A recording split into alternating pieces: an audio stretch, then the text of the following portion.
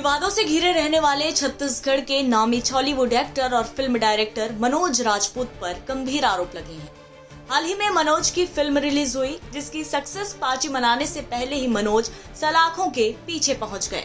दुर्ग जिले के रहने वाले मनोज राजपूत को रेप और अप्राकृतिक अनाचार के आरोप में गिरफ्तार कर जेल भेज दिया गया है।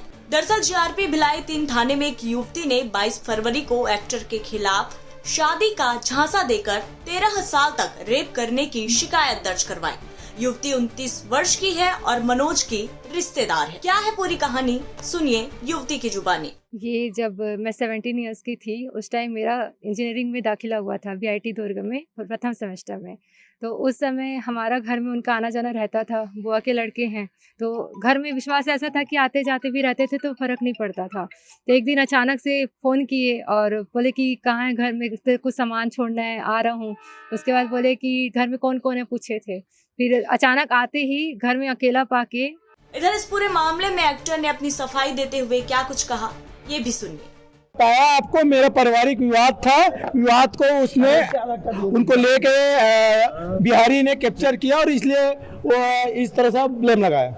इस पूरे मामले में जीआरपी थाने के टीआई ने जानकारी दी है। आइए आपको सुनाते हैं उन्होंने क्या कुछ कहा। एक युवती ने रिपोर्ट किया कि मनोज राजपूत मेरे साथ में 2011 से ज़बरदस्ती किया है और अभी तक करते आ रहा है और शादी का प्रलोभन देकर मेरे से शारीरिक ज़बरदस्ती संबंध स्थापित किया है। अब शादी से टाल मटोल कर रहा है और जिसके खिलाफ में रिपोर्ट किया। इस रिपोर्ट पर से अपराध कायम किया गया।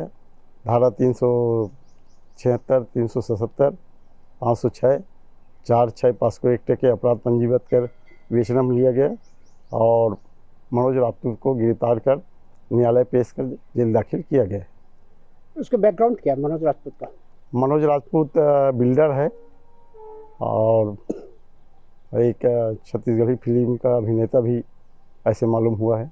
बता दें, मनोज राजपूत एक्टर और निर्माता निर्देशक होने के साथ साथ बिल्डर भी हैं।